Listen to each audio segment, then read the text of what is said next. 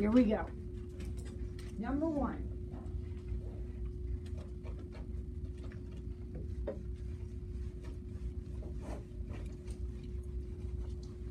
Anyone have an idea? I think number 1's pretty easy. Hopefully. 4x equals 64. Well, make sure, I'm sure you wrote that right. Make sure you said it right. 4 to the x equals 64. So you got to figure out how many 4s times itself gives me 64. So how many is it? 4 to the third. So x is 3. 4 times 4 times 4 times, what did I say? 4 times 4 times 4 is 64. The next one is a lot harder. Now, keep in mind, the quiz you take is going to look like this, guys. It's going to look just like this. So, what do you think about this? Think about what we did yesterday, Audie. 3 squared, and then 3 cubed. Bingo. Audie said, look, 9 and 27 both are powers of 3. And the key to the problem is making these numbers the same. So let's turn them both into 3's. So 9 is 3 squared, and 27 is 3 cubed. So I'll just rewrite them both as powers of 3. Do you remember the problem like this yesterday? Anybody remember? They weren't powers of 3 yesterday, they were powers of 2. But didn't we do exactly the same thing? Yeah, so you distribute and then take out the 3's. So now, what do we do with the double exponent?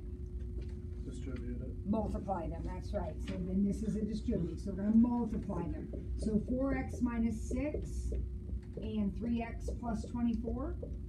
Then I get rid of the 3's. And since 3 to the left power equals 3 to the right power, the powers have to be the same. It doesn't make any sense otherwise. They have to be the same. That'll be interesting viewing. And so we'll set them equal to each other and solve like a regular equation. 30.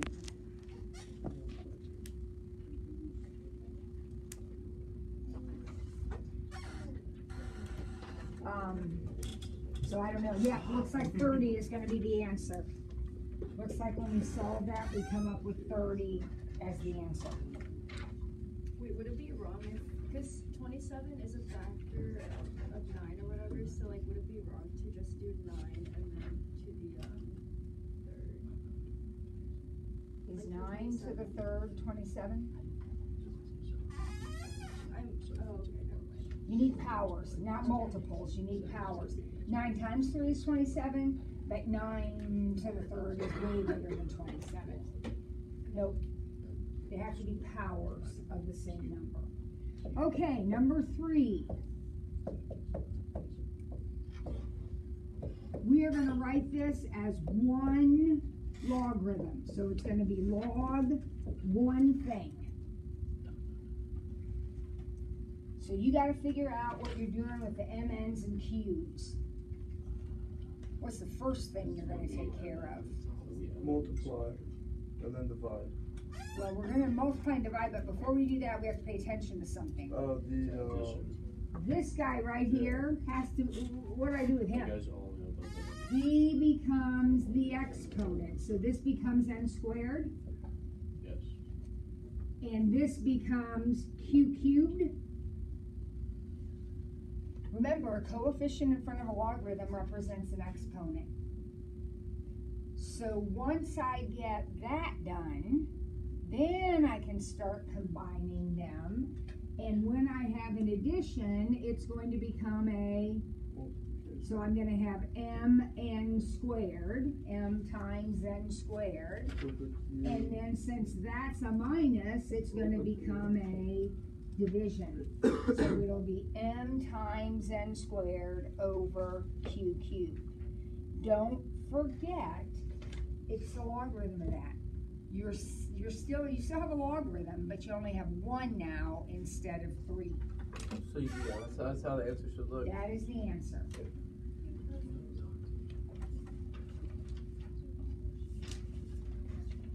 Number 4, I've already mentioned today, we've talked about it before. What's the answer to this?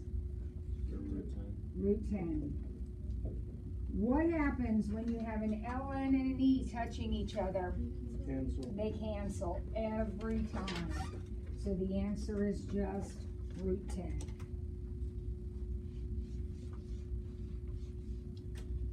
Okay, let's look at this big exponent.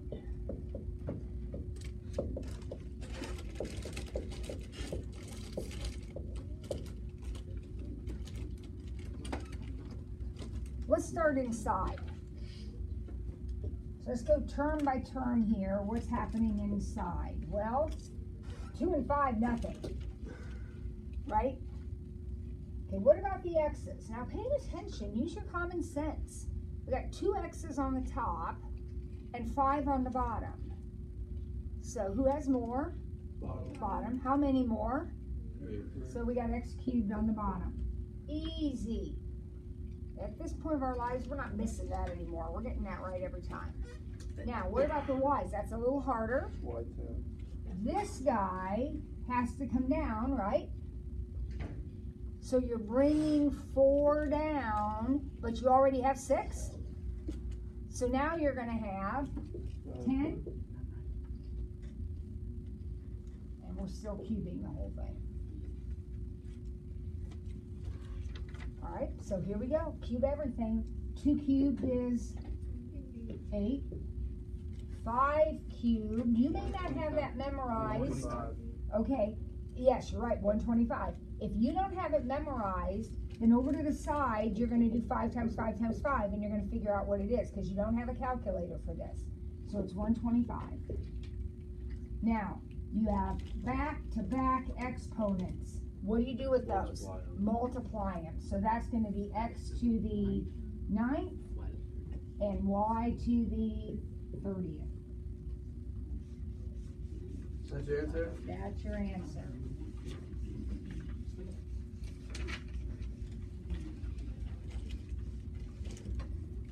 Okay, backside. We talked about one of these. It was on the quiz we just took yesterday. Something like this. You look at this, you see a negative exponent. Flip first. Flip first. I know there's a fraction. Flip first. So instead of 4 over 1, it's going to be 1 over 4. And then, what does the fraction mean? The exponent fraction, I mean? It's going to be a radical. And this radical is going to be a square root cubed.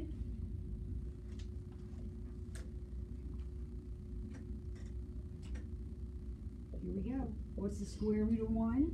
1/8. Square root of 2? Or square root of 4? 2. 1/8. I'm cubing it, so the answer is 1/8.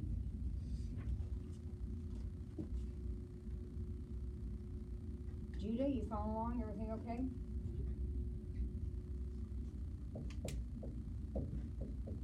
How do we solve something like that? Loop-de-loo, that's 1/7. exactly right. So 7 to the negative first equals x. 1/7. So that's 1 over 7 to the first, which is just 1 over 7. I know you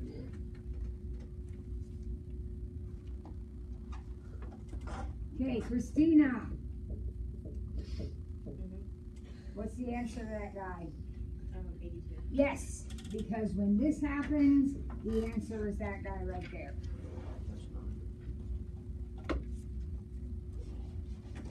Number 9. We're going to expand this. How many letters does the problem have? 3. 3. So that means when you expand it, you're going to have a log x, you're going to have a log y, and you're going to have a log z. Move the 2 and put it before everything. Everybody okay with that? We know how many logs we're supposed to have, because each letter gets one. Yesterday, I think we only had 2 letters, so we only had 2 logs. But today we have 3 letters, so we have 3 logs. Now we know we're either going to be adding or subtracting these. There's no other options. When you take it apart, you either add or subtract. So what are you going to do between the x and the y? Add. Add. What are you going to do here between the y and the z? Minus. Then put a 2. And we forgot something though. What did we not taken care of? Exponent. The exponent. Where do you put him? Beginning. In front of the Front of the log of the letter that he goes with. So since he's on the x, he's going to go here. Right? If there had been a 4 here, that would go here. That's how you handle the exponents. Easy enough? I thought that was easy. I'm thrilled. I'm glad.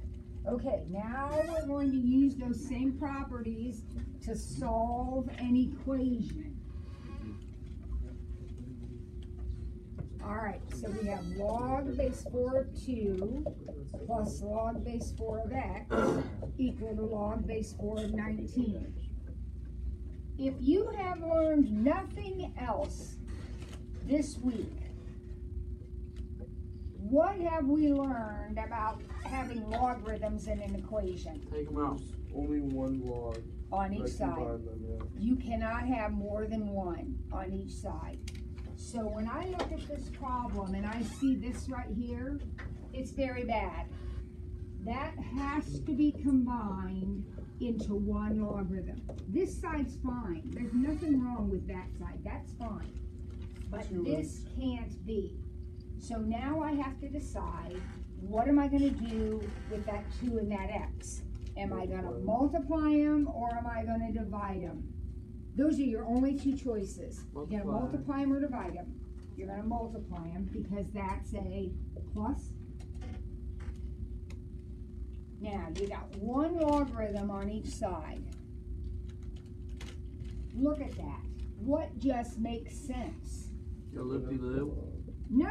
Loop-de-loop does not make sense. Oh, no, I did that. Loop-de-loop makes me break out in a rash. That would be awful to loop-de-loop this. No, I got that right. What we want to do, if the log of this equals the log of this, the only way that can happen is if those 2 things are equal to each other. Yeah, I don't know what I was thinking. I don't either. So x equals 19 halves is the answer. Now, are there problems where we loop-de-loop? Yeah. Oh, a million. I mean, we do it all the time, but never when we have logs on both sides. We loop-de-loop when we have a number over here, not when we have another logarithm over there. Okay, this one looks scary. What do I do with it? Distribute. No. Divide the 8. Yes. Jordan, another huge thing that I've tried to emphasize over and over, it's going to impact us today with our word problems too, is if we have an extra number in the problem, we divide it out. We divide it out. Divide it out. So 3 to the 2x plus 5 equals 9. Yes. 3 squared. And 9 is 3 squared. Right? Yeah. So here we go again. If 3 to that power is 3 to that power, what does it tell you about the powers? They're equal. So 2x plus 5 equals 2, 2x equals negative 3, and x is negative 3 halves. Yes, ma'am.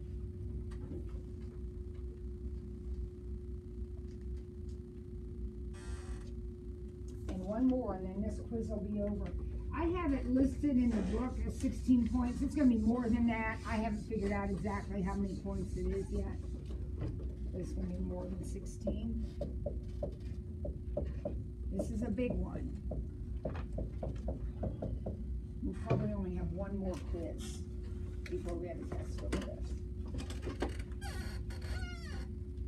All right. What cardinal rule of logarithm land has been broken? There are two logarithms on the same side of the equation. So I somehow have to figure out how to make these one logarithm. 8x. So the first thing Ferris has observed very correctly is that I gotta do something with this. I gotta deal with that. A number out in front of a logarithm is an exponent, right? So that isn't really a 2, that's really an 8. And that 8 is going to get multiplied times the x. So this is an 8x here.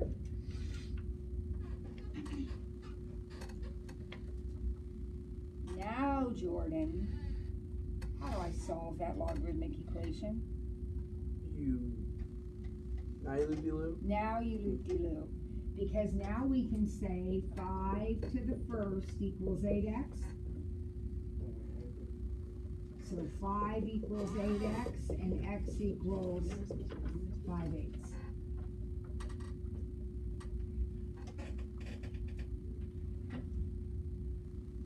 Okay? Got it? I believe we have flux this afternoon, so if any of you have questions about those kinds of problems, it would be the perfect time to come in and get some extra practice on those.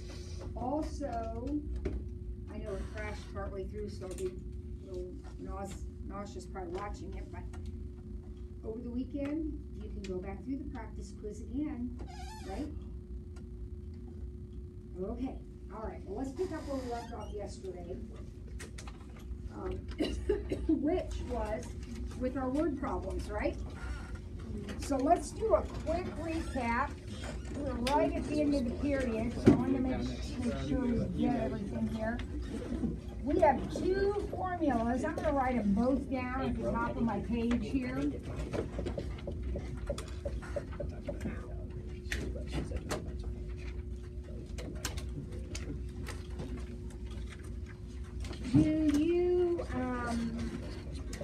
If you don't have these written down for some reason, you didn't write them down yesterday, please get them written down.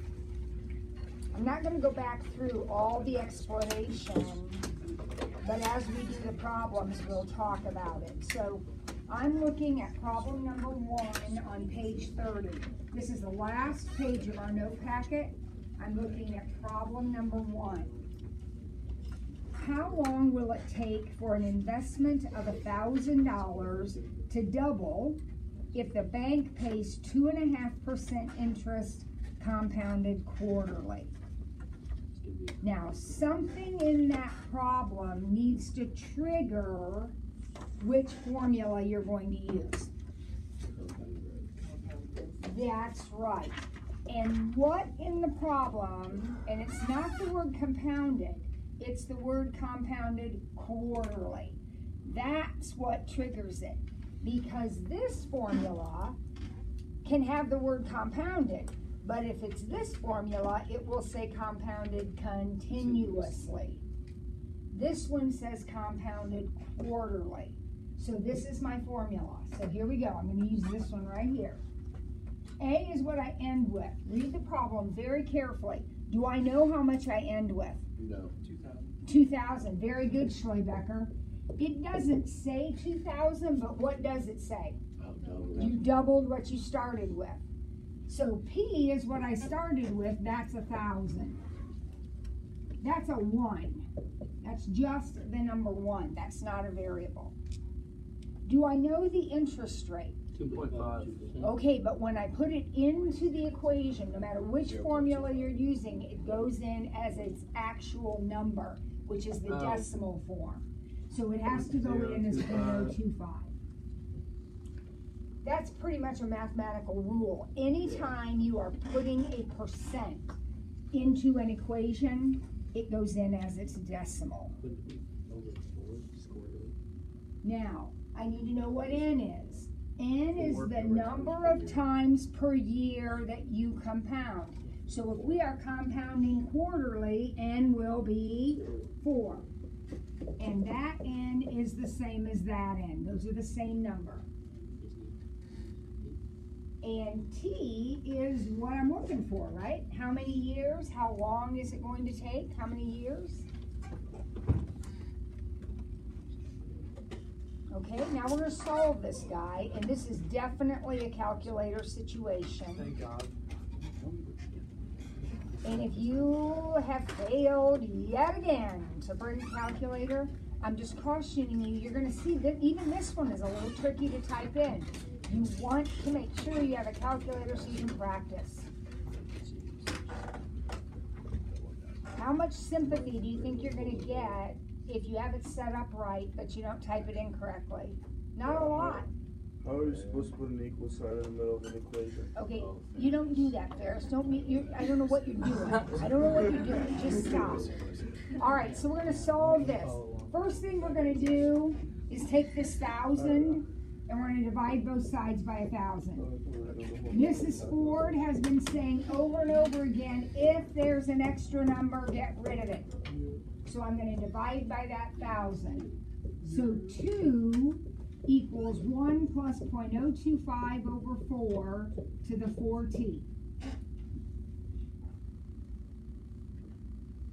Now, I know that parentheses bothers you because you're not used to seeing that kind of stuff. So if you want to type that in and get a decimal, I am fine with it as long as you don't round it off. So if you want to type it in and get 1.00625, I am completely fine with that. When I do the problems, I don't do that, but that's because I do a lot of these problems and I'm more comfortable with it. So you are perfectly fine doing that, but don't round this off. You hear what I said? Don't round it off. Don't round it off, because if you round it off, it's going to make a significant difference in your answer. And I'm going to be real picky about, you and I are going to get the exact same answer.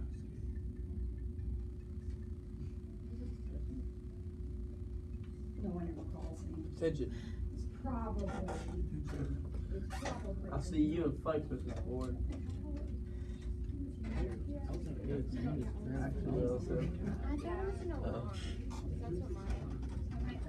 Okay.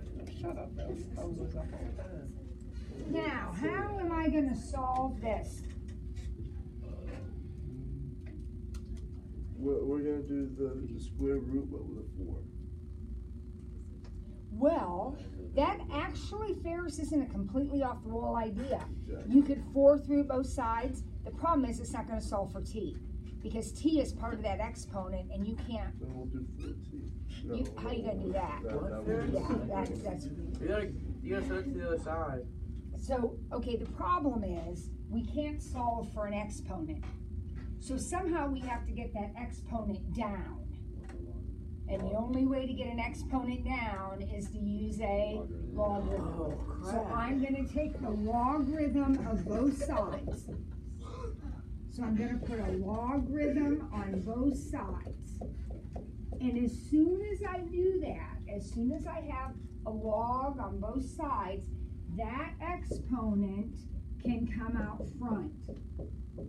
And now I can solve for it. You can't solve for an exponent.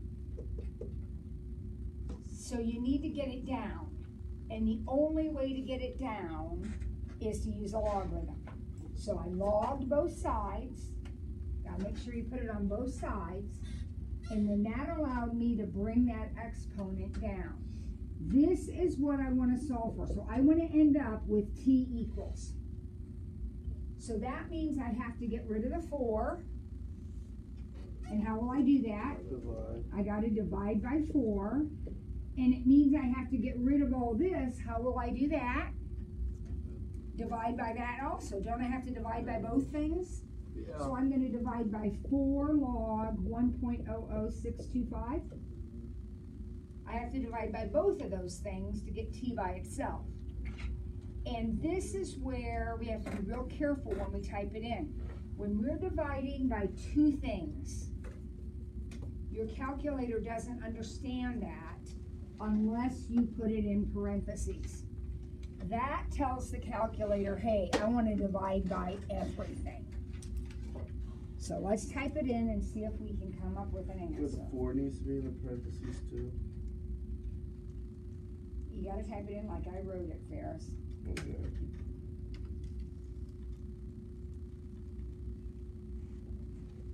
And by the way, do you remember before? What do I have to remember to do after the 2? Yeah, you gotta close them. Gotta close your parentheses. Every time you use that logarithm button, get in the habit of closing the parentheses. You should have gotten 27.8 years. It's gonna take you 27.8 years to double your money at that interest rate. Instead of solving everything in the parentheses, would you just wrote out log 2 equals 4t log Yep. the original? And I would just type all that Is in. it just a It's just more typing at the end, but it's no more extra time. It's just, and then I'm not tempted to round off. What answer did you get? 27.8 years. Oh man, I did not get that. Okay, well you're not typing in exactly what I wrote then. You need to type log 2, close the parentheses, divided by parentheses 4 log 1.00625, and then you have to close 2 parentheses.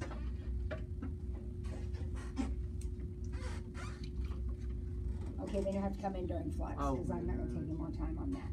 That's the answer to the problem. Now, a point I wanna make, because one of the goals of this section of the book is to help you understand a little bit about financial stuff.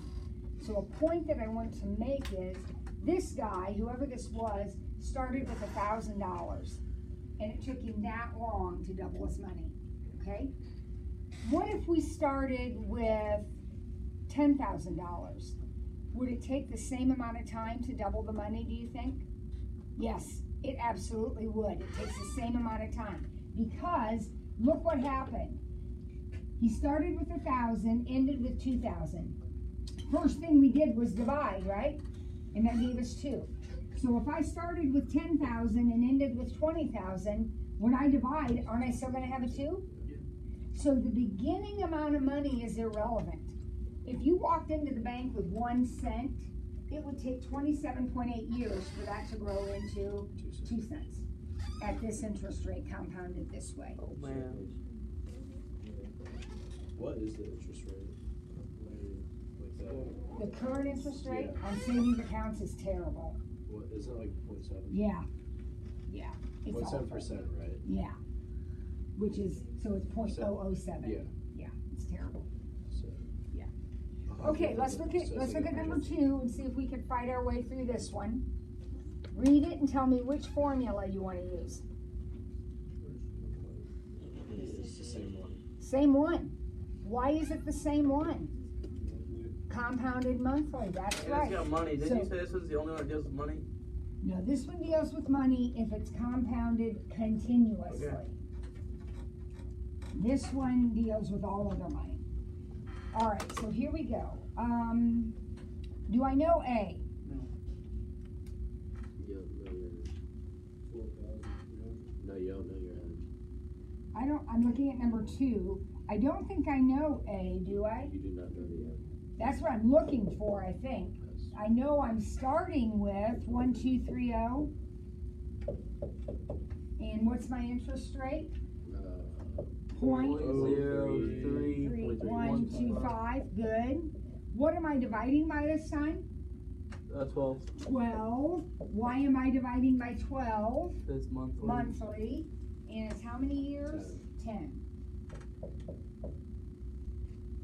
So I'm just gonna go ahead and make that 120. Is that okay? That exponent's 120. Mm-hmm. Want to hear the good news? You don't need any logarithms. Yeah, you just fill up. You just type this in.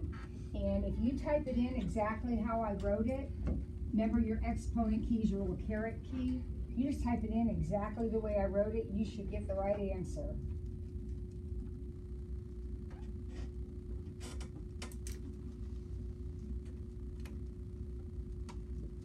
Don't put in any extra parentheses or anything, just type it in exactly the way I wrote it.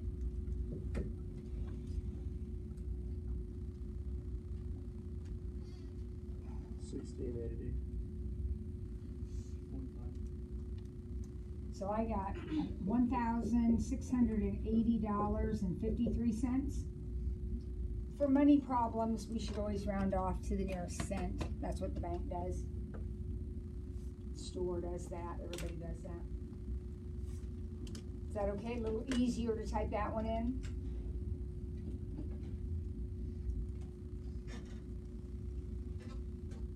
If you're not getting this, can't get it on your calculator, you need to come in during flex and we'll figure out what you're doing wrong. All right, let's look at number 3. How long will it take for a population of 450 geosites to double if their growth constant is 0.123? There's going to be continuous growth. Yeah, that's this one, right?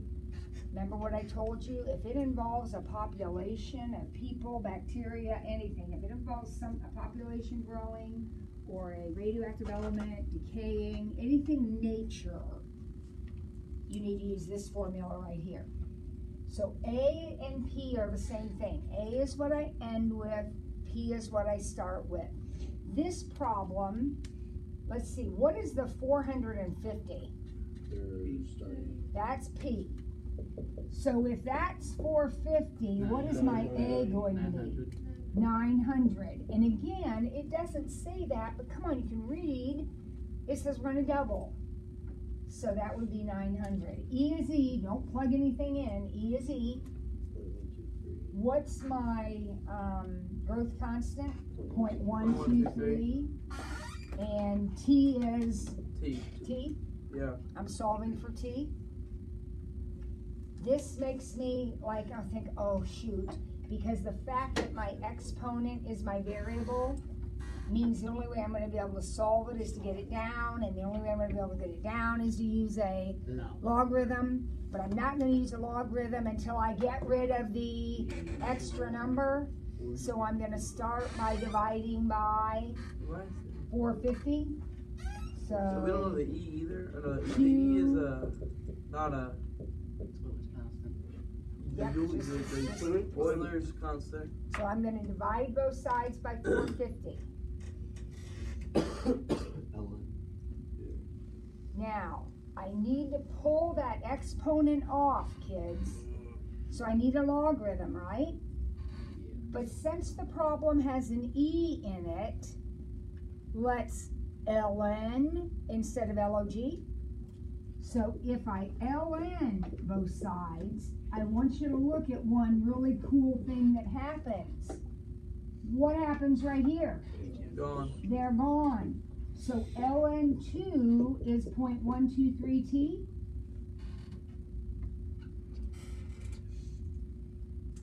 Right? Divide 0.123. Exactly. So you're just going to take ln2 and divide it by 0.123. And the only way you can mess that up is to forget to close the parentheses around the 2.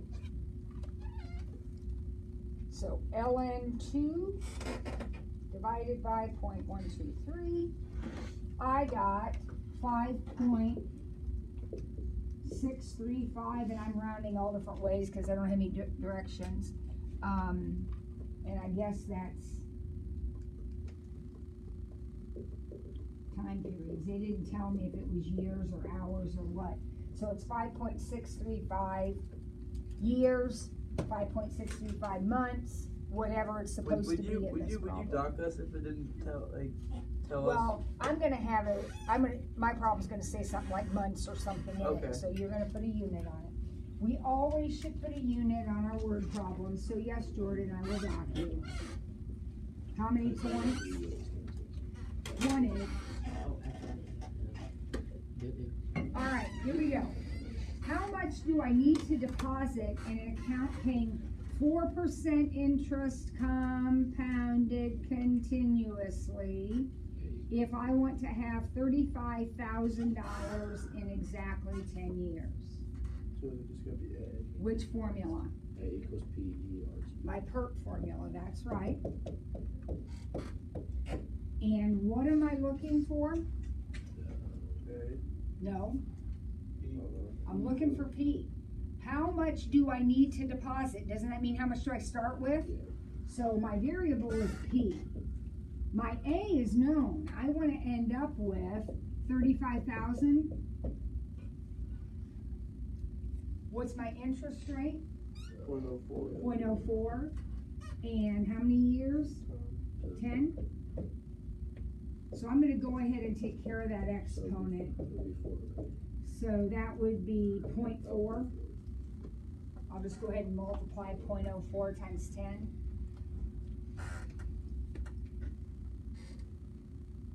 And trying to figure out P.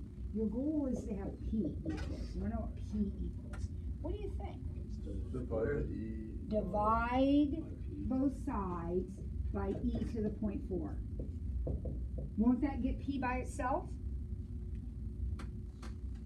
And do I have the capability on my calculator of doing that? Yes. 35,000 divided by, how do I get E again? Second ln 0.4. $23,461.20. So you simply, this is easy to type in. This is an easy one. 35,000 divided by second ln 0.4. Second ln pulls up the E.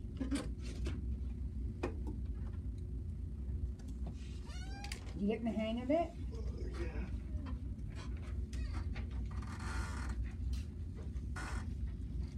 Okay.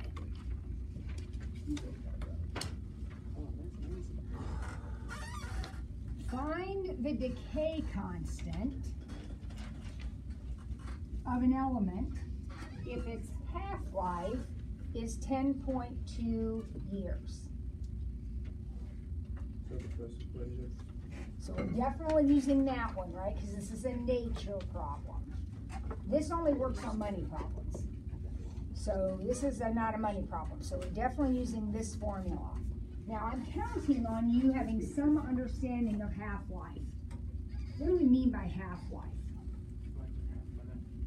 So it's the number of years or days or whatever time period it requires to go from having 8 grams to 4 grams or 10 grams to 5 grams, to cut it in half, right? Did this problem give me any indication of how much I'm starting with? 20.4. Now be careful, the 10.2 is the years. So the 10.2 is gonna go in for the time. The 10.2 isn't the amount. Oh. Did they tell me how much I have to start with? No, I just know I have some, right? But after 10.2 years, what's going to happen? I'm gonna have half of whatever I started with.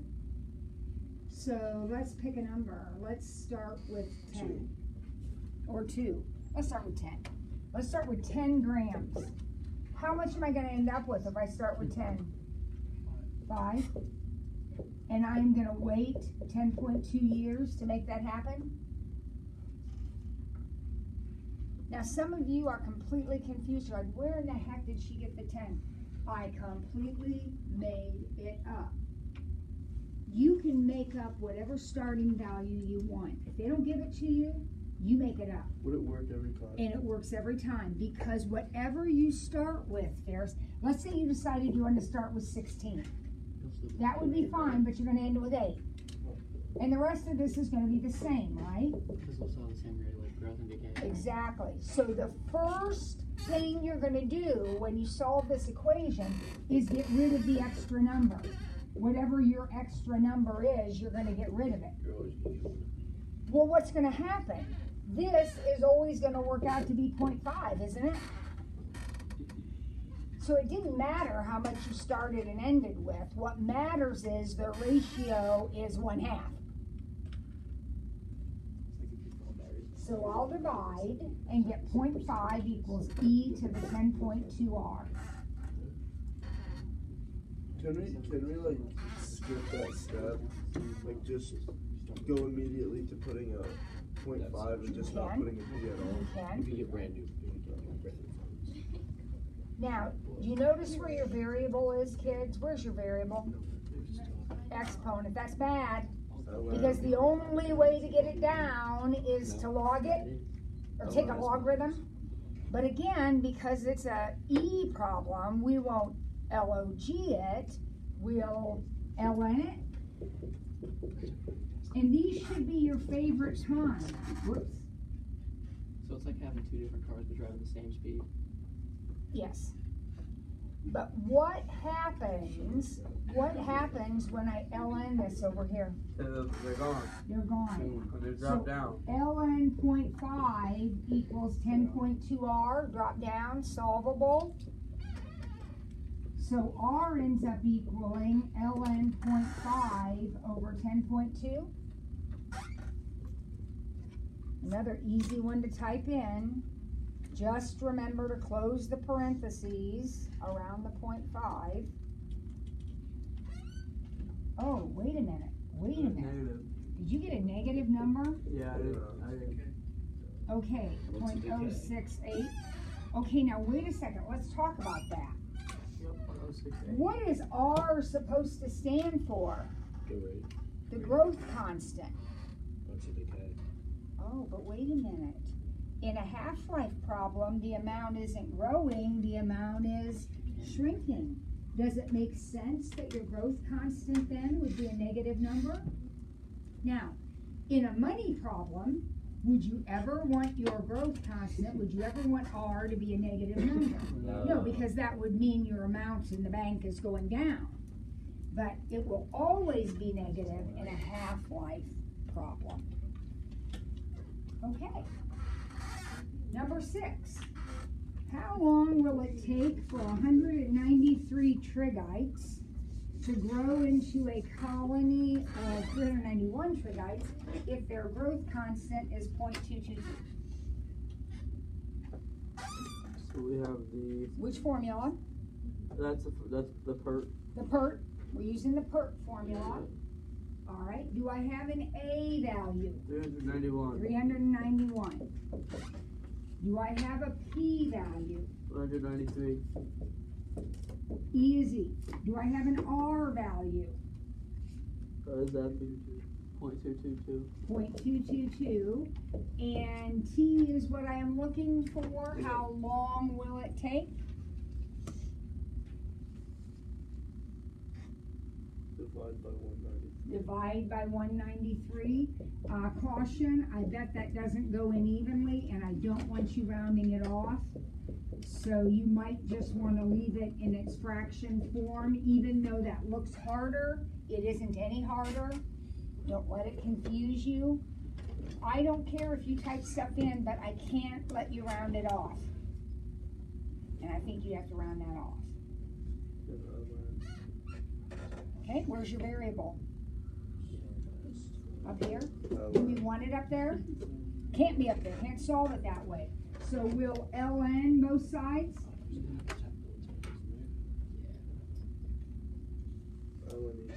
So we have ln of this fraction, which is not an issue. I'm going to type it in, equals what happens over here? Gone? 0.222t.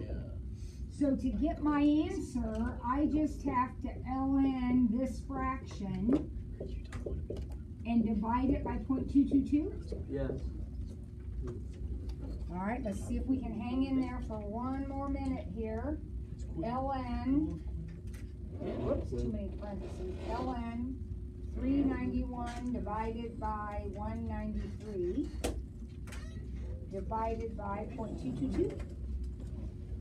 Did you get t equal to 3.18 time periods? Yeah. So 3.18 days, 3.18 years, 3.18 whatevers.